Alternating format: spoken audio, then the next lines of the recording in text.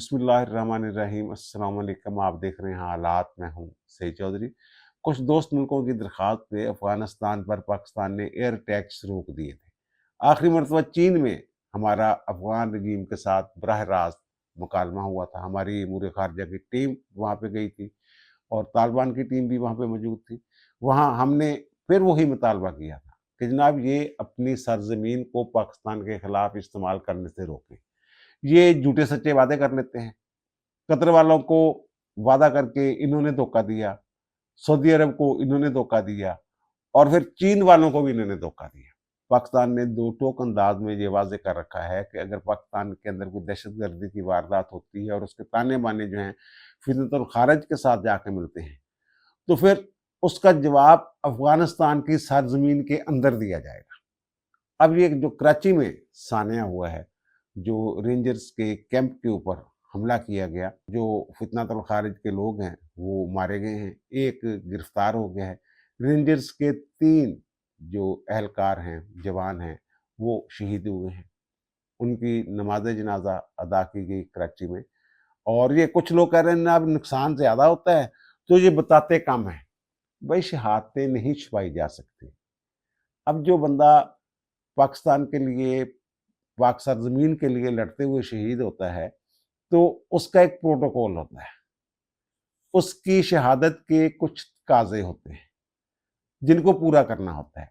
तो ये कैसे हो सकता है जनाब 4 शहीद हों और सिर्फ़ 3 को जो हम उन एज़ाज़ात से नवाज़ें, जो शोहदा के लिए मखसूस हैं और 1 को नज़रअंदाज कर दें, ऐसा मुमकिन नहीं होता।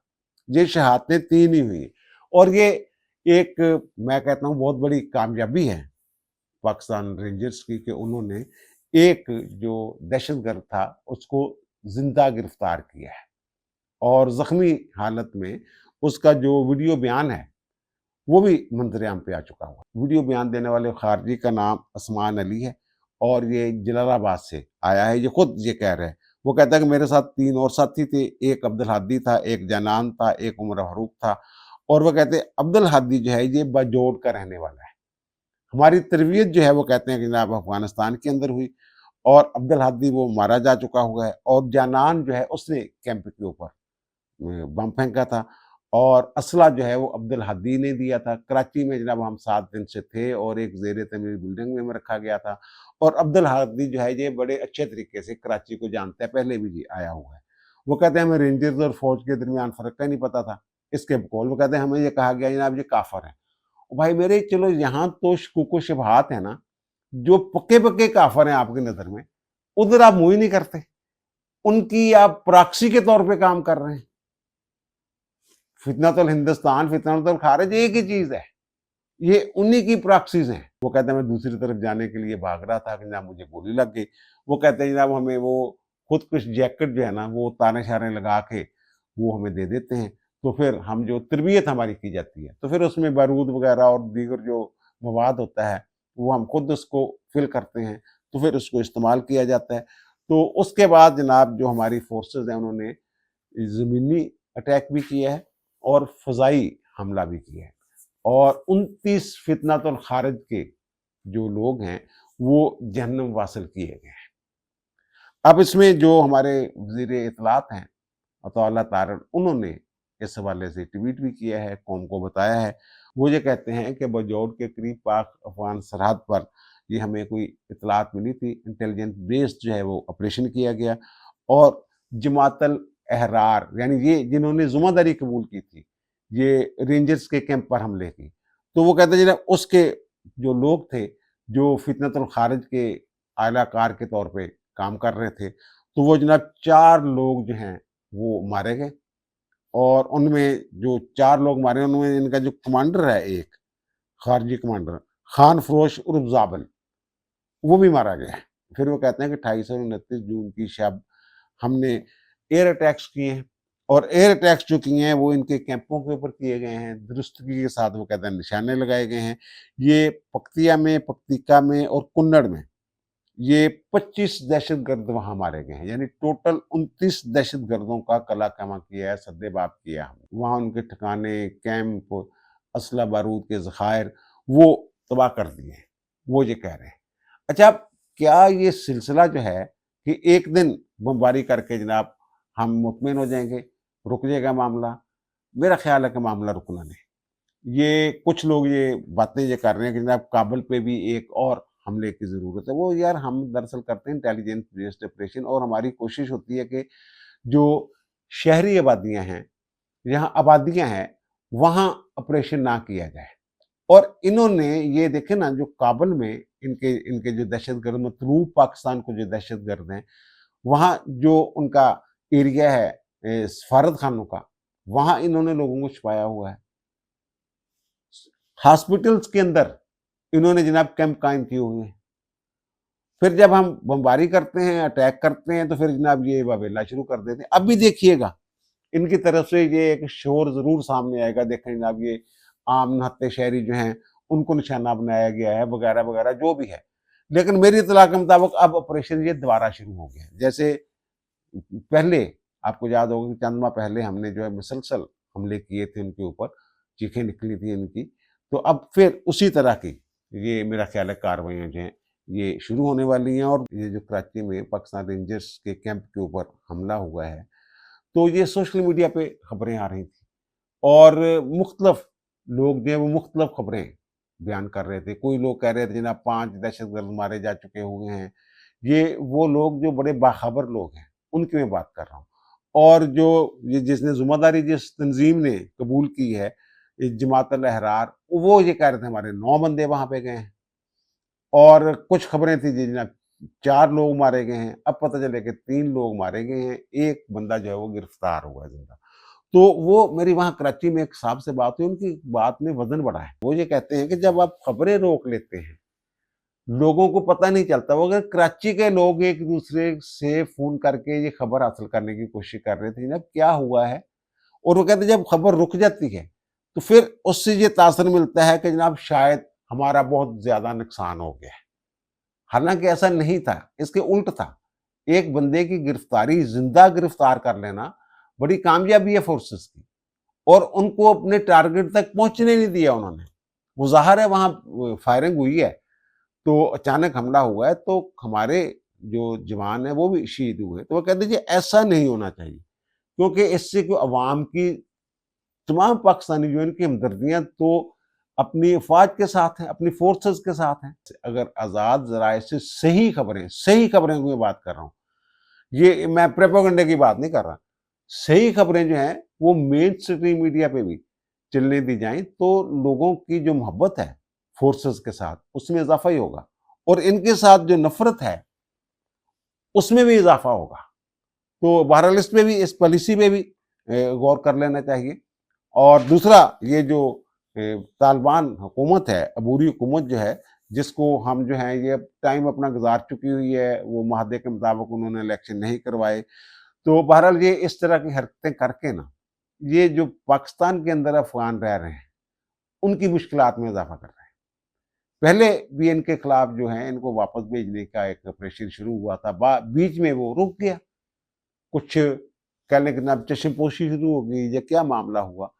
अब फिर जो हुकूमत है उसने एक नोटिफिकेशन जारी कर दिया हुआ है। उन्होंने कहा जनाब ये 10 जुलाई तक वो इनको ये कह दिया गया है, यानी 11 जुलाई से इनके खिलाफ जो है ये जो गैर कानूनी तौर पे मुकीम जो हैं, जिनके वीज़े ख़त्म हो गए हैं, कोई दस्तावेज़ नहीं है, चोरी छुपे यहाँ आए हुए हैं, कभी किसी रूप में, कभी किसी रूप में, कभी ताजिर के रूप में, कभी महाजर के रूप में, जो भी है, वो कहते हैं कि जनाब अब 11 से इनके खिलाफ ऑपरेशन दोबारा शुरू होगा और इनको जनाब पकड़ा जाएगा, जेलों में डाला जाएगा और वापस अफ़गानिस्तान भेजा जाएगा। इस सिलसिले में इसको टॉप प्रायोरिटी हुकूमत ने ये डिक्लेयर किया है। यानी बाकी काम छड्ड दिओ, इन्हां नूं फड़ो ते फड़ के भेजो वापस। ये जनाब इसमें हुआ है। और उसमें जनाब ये तमाम आईजीज़ जो हैं, चीफ सेक्रेटरीज़ जो हैं, इस्लामाबाद के जो काम है मुतल्लिका, उन सबको ये कह दिया गया है कि जनाब 11 तारीख से आपने, वो जो एक हमारा प्लान था आईएफआरपी, उसके ऊपर सख्ती के साथ, यानी इल्लीगल जो पाकिस्तान में रहते हैं उनको पकड़ने वाला जो है प्लान हमारा, उसके बाद वो कहते हैं जनाब पूरी शद्दोमत से, ज़ोर-शोर से वो उस पे जनाब अमल होना है। और जनाब जो कार्रवाइयाँ करेंगे रोज़ाना की बुनियाद पे, ये वज़ारत दाखिला को आपने भेजनी है। जब पाकिस्तान ने पहले इनके ऊपर एयर अटैक्स शुरू किए थे, اس وقت بھی رد عمل میں ہم نے یہ کیا تھا. ان کی تشکیلیں پکڑی گئی تھی, پاکستان کی سرحد کے اوپر جناب یہ حملہ آور ہو رہے تھے, تو اس کو روکنے کے لیے ظاہر ہے تو ہماری سرحد تو بند ہے, تو یہ جناب پھر یہ کہاں سے آ جاتے ہیں؟ کوئی ان کو فیسیلیٹیٹ کرتا ہے تو یہ دہشت گرد آتے ہیں نا. تو اس کے جواب میں ہم نے ایئر اٹیک شروع کیے تھے. وہ جب سلسلہ رکا تھا تو اس وقت بہت سارے پاکستانی جو ہیں وہ یہ کہہ رہے ہیں یار یہ سلسلہ رکنا نہیں چاہیے, جب تک وہ گھٹنوں کے بل بیٹھ کے یہ معافی نہ مانگیں اور دہشت گردوں کے خلاف کارروائی کا وعدہ نہ کریں, اس وقت تک یہ حملے نہیں رکنا چاہیے. اور میرا خیال ہے کہ اب وہ اگر حملے یہ دوبارہ شروع ہو گئے ہیں تو اس کا تسلسل جو ہے میرا خیال ہے یہ جاری رہے گا, اور ہو سکتا ہے کابل تک اگر جہاں جہاں ہمیں اطلاع ملے گی, پھر وہ شمالی اتحاد والے جو ہیں وہ بھی ظاہر ہے وہ متحرک ہیں, تو وہ ہو سکتا ہے وہ بھی دوبارہ مزید متحرک ہو جائیں. بہرحال یہ افغانستان دی ہر گئی ہوئی ہے, یہ میں تھوڑا دس دوں. یہ ہوں انہوں کا کلا کما یہ خاتمہ ہونا, یہ بھی BLA بھی انہوں کا بھی رکھنا نکلنا. اور دیکھو نا وہ بندہ گیا کہ بیچارہ اپنے سے وہ بھول کے جو ہے راستہ بھٹک گیا, تو اس کے اوپر جناب حملہ کر دیا, قتل کر دیا, اس کی بیوی جو اس کی زخمی کر دی, بچیاں اس کی بچ گئی. تو اب کسی کو یہ خیال نہیں آ رہا یار, وہ جو حقوق انسانی کی آواز بلند کرنے والے لوگ ہیں جناب, لاپتہ افراد, یہ وہ کس نے حملہ کیا یار اس کے اوپر؟ یہ دیکھا ہے کسی نے؟ کوئی آپ نے سنا ہے؟ یہ جو بنے ہوئے ہیں جناب بڑے جو اسمبلی میں کھڑے ہو کے باتیں کرتے ہیں جناب پاکستان کے اداروں کے خلاف, اختر مینگل صاحب کہاں ہیں, محمود تشکزئی صاحب, اور باقی کوئی صحافی جو ہیں جو جناب جن کو بڑا وہ مہرنگ بلوچ کا درد اٹھتا ہے, وہ کہاں ہیں اب؟ اچھا بہرحال دوسرا یہ جو میں نے کل بھی عرض کیا تھا, بلکہ پرسوں بھی عرض کیا تھا کہ جناب یہ جو ایران اور امریکہ کے درمیان ایسے بس ہلکی پھلکی جھڑپیں چھٹپیں رہنی ہیں, یہ جنگ بندی کا خاتمہ نہیں ہونا. تو اب وہی ہوا ہے کہ جناب آپ نے وہ امریکہ نے حملے شملے کیے, اس نے حملے شملے کیے, تو اس کے بعد جناب اب سکون ہے. دونوں جناب آپ کہتے ہیں جناب ٹھیک ہے یار وہ نا آپ نے ہرمز کھلی رہے گی, بس ٹھیک ہے چلنے دو کم. تو یہ منگل والے دن وہ دوحہ میں, شاید وہ اتوار کو مذاکرات ہونے تھے, وہ 2 دن لیٹ ہو گئے. وہ ان کے درمیان جو پاسداران انقلاب اور جو سینٹ کام کے نمائندوں کے درمیان بھی مذاکرات ہونی ہیں, لیکن بہرحال ایران اور امریکہ کے درمیان خبریں یہ آ رہی ہیں کہ منگل والے دن قطر دوحہ میں یہ جناب جو ہے وہ ایک ان کا اجلاس ہونے والا ہے. وہ تکنیکی مذاکرات جو ہیں وہ وہاں شروع ہونے. یار اصل میں نا یہ ڈونلڈ ٹرمپ صاحب کی پالیسی یہی رہنی ہے جب تک وہ ہیں. ویسے نومبر تک بالخصوص, اور نومبر کے بعد تک جب تک پورا ان کا ٹرنیور پورا ہوتا ہے تو اس وقت تک یہی پالیسی رہنی ہے. وہ جو ایک پالیسی ایک صدر دے دے تو اس سے پیچھے کیسے ہٹ جائے, وہ کیسے شکست مان لے, شکست خوردہ صدر کے طور پہ وہ کیسے واپس چلا جائے. وہ لگا ہوا ہے اپنے کام میں اور بیان کر رہے ہیں کہ ہم نے تباہ کر دیا, آپ مزید تباہ کر دیں گے اگر اس نے یہ وعدہ خلافیاں کی اور معاہدے کی پاسداری نہ کی وغیرہ وغیرہ. ویسے تو اسرائیل میں بھی خبر یہ آئی ہے کہ 2 دھماکے ہوئے ہیں, کوئی گاڑیوں شاڑیوں میں 5 بندے وہاں مارے گئے ہیں. تو یہ اب نیا صدر جب آئے گا وہاں پہ, تو اس کے پاس صاف سلیٹ ہوگی, وہ اس میں جو چاہے لکھے. اس نے تو جو لکھ دیا ہوا ہے اسی کے مطابق چلنا ہے. یہ ایسے ہلکی پھلکی جھٹپے چھٹپے جو ہے وہ جاری بھی رہنی ہے, مذاکرات بھی رہنے ہیں. دوبارہ جیسے کہتے ہیں نا فل فلیج جنگ جیسے پہلے ہو رہی تھی, اس طرح جنگ شنگ جو ہے وہ کوئی نہیں ہونی. اور یار یہ جو جیو والا معاملہ ہے, یہ اس میں اگر دیکھیں تو جیو نے ویسے تو یہ معذرت بھی کر لی ہے, پھر معذرت کر لی ہے. پہلے بھی انہوں نے جب 10 محرم کو جو پروگرام ہوا تھا جس کی بنیاد پہ یہ جو پیمرا ہے اس نے بندش وہ بند کیا ہے, لائسنس جو ہے 15 دن کے لیے معطل کیا ہے جیو کا, تو جیو نے وہ مان بھی لیا ہے, بند بھی ہے اس کا وہ جو پروگرام ہے, وہ جیو کا جو چینل ہے. تو انہوں نے اب جو ان کا جیو نیوز اردو ہے جو ان کی ویب سائٹ ہے, وہاں پہ انہوں نے معذرت بھی جیو نے جو ہے وہ جاری کی ہے. پہلے بھی معذرت کی تھی انہوں نے, جناب یہ ہم سے دیدہ دانستہ نہیں ہوا, غلطی سے ہو گیا. وہ ظاہر ہے یار مقدس شخصیات کی اگر آپ شبیہیں یا ان کے خاکے یا تصویریں جو بھی آپ ان کو نام دے لیں, تو وہ تو کسی صورت بھی قابل قبول نہیں ہے. وہ یہ کہتے ہیں جناب وہاں سے جو ہم ڈاکومنٹری جو چیزیں جو ہم نے نہیں بنائی تھی, محرم کے حوالے سے کچھ لوگ جو ہیں وہ رسوم جو ہیں وہ ادا کرتے ہیں, تو وہ ہم نے دکھایا تھا. تو بہرحال وہ کہتے ہیں کہ اب جو انہوں نے معذرت جو ہے وہ انہوں نے معذرت نامہ جو ہے وہ جاری کیا ہے اور جو موقف دیا ہے، تو اس میں تو وہ کہتے ہیں جناب ہمارے پاس کوئی ایکسکیوز نہیں ہے، یہ غلطی ہے اور اس کو ہم غلطی مانتے ہیں، اس کا کوئی جواز جو ہے وہ ہم نہیں دے رہے۔ اور پھر وہ کہتے ہیں کہ جناب ہم نے خود احتسابی کا عمل ہے، وہ لوگ جو ہیں ان کو شو کاز نوٹس جاری کر دیے ہیں جنہوں نے یہ کیا تھا، اور ہم تو جناب جو اسلامی اقدار ہے اس کے بڑے پاسداران ہیں، ان کا بڑا خیال رکھتے ہیں، ہمارا ماضی جو ہے یہ گواہ ہے کہ ہم کوئی ایسی حرکت نہیں کرتے۔ یار ویسے ماضی کی اگر بات کریں تو ماضی میں بھی جیو ایک دفعہ بند ہوا تھا۔ ہمارے ایک دوست ہیں میاں شمس صاحب، وہ پیمرا کے ممبر رہے ہوئے ہیں، وہ یہ بتا رہے تھے کہ جناب کوئی وینا ملک کی کوئی جھوٹی شادی کو اس طرح مذاق نہیں جیسے بنایا جاتا نا، کہا کہ اس ٹائپ کوئی انہوں نے کیا تھا، تو پھر اس کے اوپر پابندی لگ گئی تھی، یعنی پہلے بھی انہوں نے یہ حرکت کی ہوئی ہے۔ اچھا نہ صرف اچھا وہ یہ بتا رہے تھے کہ یہ جو کمیٹی ہے نا، جو نوٹیفکیشن ہوا ہے معطل کرنے کا، وہ یہ کہہ رہے تھے کہ قانونی طور پہ جو کمیٹی ہے نا، وہ یہ 15 دن والی جو بات ہے کہ 15 دن کے لیے معطل کر رہے ہیں لائسنس، وہ کہتے ہیں کہ اس کے پاس اختیار نہیں۔ اب شاید یہ چیلنج بھی کریں اس بنیاد پہ، وہ کہتے ہیں کمیٹی نے فوری طور کے اوپر وہ ایکٹ کر کے وہ بھیجنا ہوتا ہے بورڈ کو، جو یہ پیمرا بورڈ ہے اس کو، تو انہوں نے پھر یہ آگے فیصلہ کرنا ہوتا ہے کیا کرنا ہے۔ وہ بند کر سکتے ہیں لیکن یہ جو ٹائم پیریڈ ہے یہ نہیں دے سکتے۔ وہ یہ کہہ رہے ہیں کہ وہ رولز ہیں یا قانونی تقاضے ہیں ان کی وہ بات کر رہے تھے۔ اور دوسرا یہ ویسے بڑی عجیب و غریب سی یہ بات ہے کہ جناب جب یہ 2014 ہی میں جب حامد میر کے اوپر حملہ ہوا تھا تو جناب انہوں نے 5 منٹ بعد ظہیر اسلام کی تصویریں لگا کے ISC کے اوپر سارا ملبہ ڈال دیا تھا۔ 8 گھنٹے تک وہ نشریات جو مسلسل چلتی رہیں اور 12 بجے کے رات کے بلیٹن کے بعد وہ سارا ریپیٹ ٹیلی کاسٹ ہوا، سارا کچھ جو بھی چل رہا تھا۔ تو اس وقت ہاتھ پاؤں پھولے ہوئے تھے یہ اداروں کے، تو وہ کچھ نہیں کر سکے۔ لیکن اس کے 4-5 دن بعد جو ان کا انٹرٹینمنٹ والا چینل ہے، اس کا جو صبح کا پروگرام ہوتا ہے اٹھو جاگو پاکستان، اس کی نشریات میں یہ والا بلنڈر ہو گیا اور یہ جو ہے اس کو بند کر دیا گیا عارضی طور کے اوپر۔ تو بہرحال یہ دیکھنے والی چیزیں، بہت ساری چیزیں آپس میں کچھ جڑی ہوئی چیزیں بھی ہوتی ہیں۔ اب وہ کالم تھا جناب ان کا جو ہمارے سیل وڑائچ صاحب ہیں، وہ مسلسل کالم ایک ہی طرح کا لکھی جا رہے ہیں، تو جناب یہ پیج وہ یعنی کہ پیج وہ ایک دفعہ پھاڑ کے نا، وہ کہتے ہیں پیج بھی پھٹ گیا ہوا ہے، تو وہ جو پیج کا ایک حصہ ہے پیج کے اوپر بیٹھا ہوا، تو وہ جناب کچھ اور پلاننگ کر رہے ہیں۔ یہ ساری چیزیں آپ نے دیکھی ہیں، اور وہی پھر جناب انہوں نے وہ ایک پروگرام میں جناب اٹھا کے ان کو وہی باتیں دہرا دی گئی۔ تو اس کے بعد جناب یہ والا بلنڈر ہو گیا، یہ جو 10 محرم والا ان سے ہو گیا ہے۔ تو یہی کیوں ان کے اندر تو نہیں لوگ بیٹھے ہوئے جو استعمال ہو رہے ہیں؟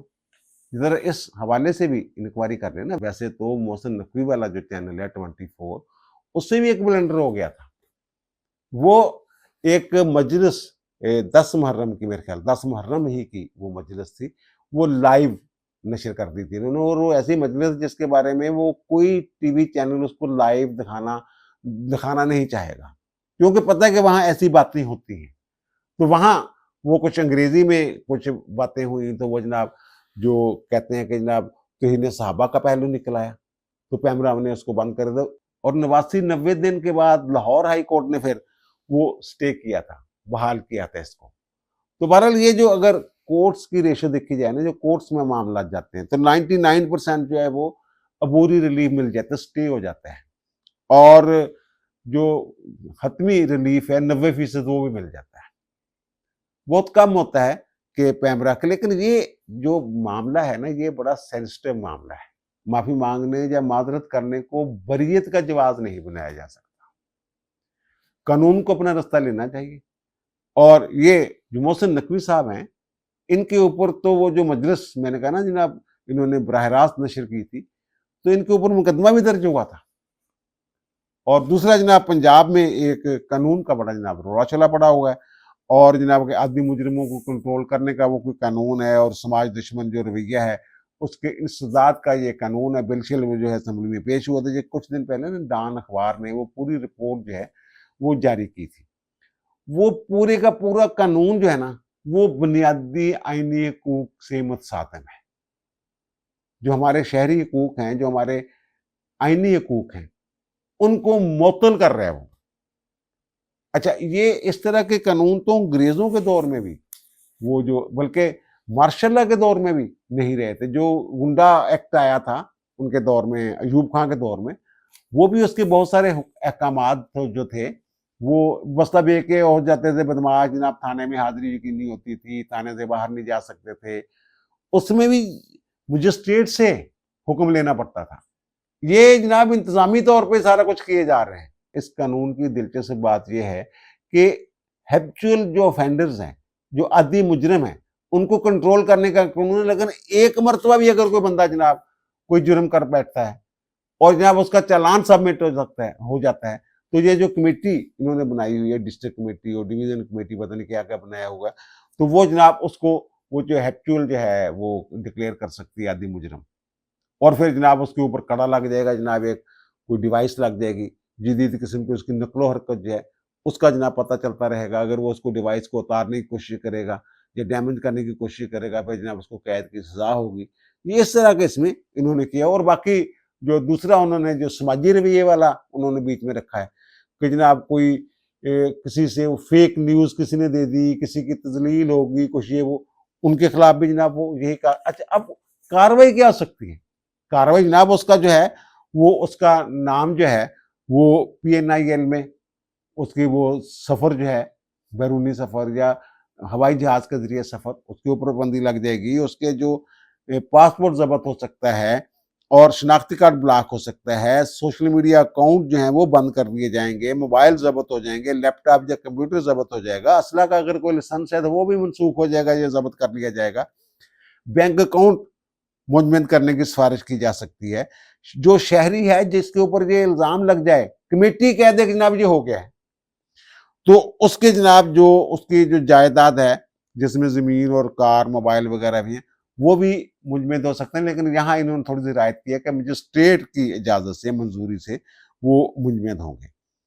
اور یہ جتنے بھی قوانین ہیں جو ہمارے وہ بنیادی حقوق ہیں ان کی یہ واضح خلاف ورزی ہے. یہ جو ہے ایک تو یہ کہ جناب کسی کو آرٹیکل 10 جو ہے کسی کو غیر قانونی طور پہ گرفتار نہیں کیا جا سکتا. اور پھر حق زندگی ہے، آرٹیکل 9 جو ہے آزادی کا حق ہے اس کا. اور یہ جو 9 ہے نا حق زندگی کی میں بات کر رہا ہوں، یہ حق زندگی معقول زندگی گزارنا، سانس لینا نہیں ہوتا ہے اس کا مطلب. یہ اس حوالے سے ججمنٹس جو ہیں وہ موجود ہیں. پھر فیئر ٹرائل جو ہے 10 نے شفاف ٹرائل کا تو موقع ہی نہیں دے رہے. پھر آرٹیکل 15 ہے نقل و حرکت کی آزادی ہے. پھر آرٹیکل 14 عزت نفس کا تحفظ جو ہے یہ اسٹیٹ نے کرنا ہے، یہ ہمارا حق ہے.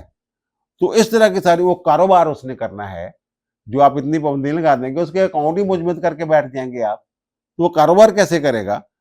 جائیداد خرید سکتا ہے وہ بندہ آرٹیکل 23 کے تحت، اس کے اوپر آپ پابندی لگا رہے ہیں. دلچسپ بات یہ کہ حکومت پنجاب نے یہ بل پیش نہیں کیا، بلکہ حکومت پنجاب میں شامل ایک MP ہیں مسلم لیگ نون کے، وہ سابق وہ پتہ چلا کہ جناب سیشن جج ہیں خالد محمود رانجھا صاحب، انہوں نے یہ بل جو ہے وہ پیش کی ہے. اب خبریں یہ ہیں کہ جناب یہ جو اچھا مزے کی بات یہ ہے کہ بل پیش بھی ہوا، کمیٹی اسٹینڈنگ کمیٹی کے پاس بھی پہنچ گیا اور اسٹینڈنگ کمیٹی نے اس میں مختلف ترامیم تجویز کر کے اس کو منظور بھی کر لیا. کیسی عجیب بات ہے. اچھا وہ تو اگر ڈان میں خبر نہ چھپتی تو یہ تو لوگوں کو پتہ ہی نہیں چلنا تھا، چپ چپیتے کام ہو جانا تھا. وہ اب جو ملک احمد خان صاحب ہیں جو اسپیکر ہیں، وہ ان کے سامنے رانا آفتاب جو PTI کے ساتھ جن کا تعلق ہے، انہوں نے جناب یہ سارا مدعا رکھا ڈان کی خبر. وہ اور جو اسپیکر صاحب ہیں وہ جناب واقف ہی نہیں اس بات سے، وہ کہتے کدوں دی گل ہے یار، ان کا جناب ہو گیا کمیٹی نے پاس کر دیتا. انہوں نے اپنے وہ جو اپنے سیکریٹریٹ کا بندہ جو وہاں بیٹھا ہوتا ہے اسپیکر سیکریٹریٹ کا علی ولی، اس سے کہا کہ علی ولی ہاں، ان کے ہاں جی ہو گیا ہے. وہ جو ان کے چیف وپ ہیں رانا ارشد پتہ نہیں کیا نام ہے، ان سے پوچھا کہ بھائی DC جڑا بندے نو اس طرح جڑا ڈپٹی کمشنر کو اختیار ہے، ان کے ہاں جی. پھر انہوں نے کہا یار یہ مجھ سے پوچھے بغیر میری رضامندی کے بغیر کیسے آپ نے اسٹینڈنگ کمیٹی میں بھیج دیا. اس نے کہا جناب میں اس پہ تو بڑا سیریس نوٹس لوں گا، یہ والا اس حد تک. تو آگے وہ کہتے ہیں مجھے دکھائیں. انہوں نے خود کہا کہ جناب یہ عدالت کی منظوری کے بغیر یہ کیسے ہو سکتا ہے. یہ تو میں یہ کہہ رہا ہوں جو گنڈا ایکٹ تھا میرے خیال ان کے دور میں آیا تھا، یہ ایوب خان کے دور میں، اس میں بھی اس طرح کی شرائط نہیں تھی، اس طرح کے اختیارات نہیں تھے انتظامیہ کے پاس جو اس میں دے دیے گئے ہیں۔ یہ ویسے آپ یاد رکھیں کہ آپ یہ دیکھیں دور کون سا ہے، یہ والا جو ہے، اس کے بعد کتنا عرصہ رہ گیا اس حکومت کو۔ یہ ماضی میں بھی ایسا ہوتا رہا کہ جب آدھا اس کا ٹینیور ختم ہو جاتا ہے نا، تو پھر جناب حکومت کو ایسے ضرور بلنڈر کرتی ہے کہ بعد میں وہی قانون جو ہیں وہ اس کے گلے کا پھندا بنتے ہیں۔ یہ تو قانون پاس کر جائیں گے لیکن آنے والے بھی اس کو استعمال کریں گے نا، آپ ہی تو مخالفین کو دبانے کے لیے اس قانون کو استعمال نہیں کریں گے۔ ویسے مجھے پورا یقین ہے کہ عدالتوں کے بارے میں جو مرضی کہتے رہے، یہ قانون جائے گا نا، یہ بنیادی اگر پاس ہو جاتا ہے، اولن تو پاس ہی نہیں ہونا ہے۔ اسپیکر نے جو اپنی رائے دی ہے اس سے مجھے یہ لگ رہا ہے کہ پاس پوس کوئی نہیں ہونا۔ تو اگر یہ پاس بھی ہو جاتا ہے، عدالت میں جاتا ہے، تو مرضی جو مرضی عدالتوں کہنے 27ویں ترمیم کی عدلیہ اور 28ویں ترمیم کی عدلیہ، 26 ترمیم، جو مرضی کہتے رہیں، یہ جو پہلی پیشی پہ ہی یہ سٹے ہو جانا ہے، اس پہ عمل ہی نہیں ہونا۔ کئی ایک قوانین ایسے ہیں، وہ مشرف نے ایک قانون نہیں بنایا تھا جناب فوجی عدالتوں میں وہ جناب دہشت گردوں کے وہ ٹرائل کے لیے جناب فوجی افسر بھی ساتھ بیٹھیں گے، ایک دن بھی اس پہ عمل نہیں ہو سکا تھا۔